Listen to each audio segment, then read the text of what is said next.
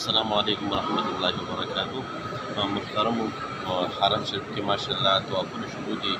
لاندې تاسو کتلی شئ، لاندې ماشاءالله خانه کعبه ده او ډېر بهترین خلک چې کوم دی روان دي، خوش قسمته خلک طوافونه کوي.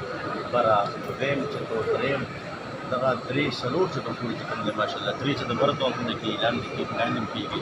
نو الله رب العزت هر انسان خپل کور ته راولي. د الله رب العزت په فضل او توفیق سره چې کوم دی موږ راځو او الله پاک دغه توفیق راکړي ټول مسلمان چې ملت راغلی وي. ماشاءالله ډېر د خوش قسمتۍ خبره ده او انتهایي سکون دی په دې ځای کې، انتهایي چې سړی دلته راتلی شي. الله رب العزت چې کوم دی هغې توفیق ورکړي او هغه چې کوم دی د عمرې هغه پیسې به د هغې باندې هغې خرڅ کړي. الله مو خوشحاله کړي. السلام علیکم ورحمة الله.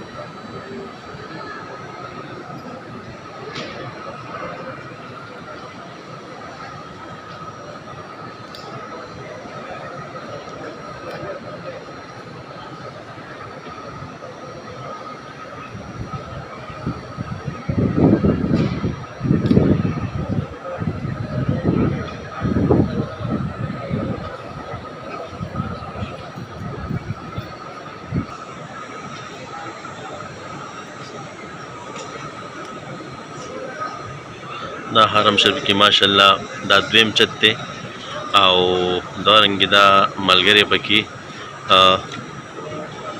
دی د بهر یو ملک دی. من أين أنت؟ اسم بلد کردوس.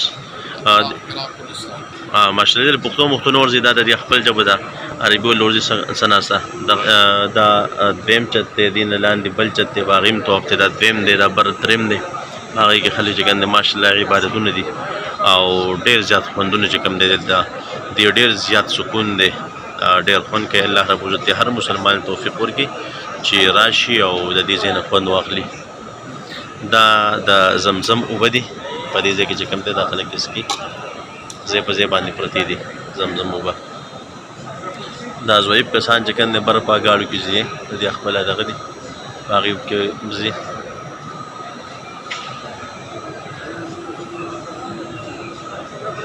نو الله رب العزت د خپل کور له ډېر انتهایي ښایست ورکړی دی او خانه کعبه خو پکې داسې ښایسته ښکاري او دا خلک وګورئ ماشاءالله په زرګونو تعداد کې خلک روان دي او زه به دا وایم چې خبره به لکونو ته انشاءالله رسي چې ډېر ښایسته خوند کوي. او هغه مخامخ شین دغه چې ښکاري د خانه کعبې سه، نو دغه بیا په دغې طرف باندې صفا او مروه ته تلل دی، دغه ورکړی دی الی المسعی چې کوم ځای کې صحیح کولی شي بین الصفا والمروه، نو دغه ځای دی بیا.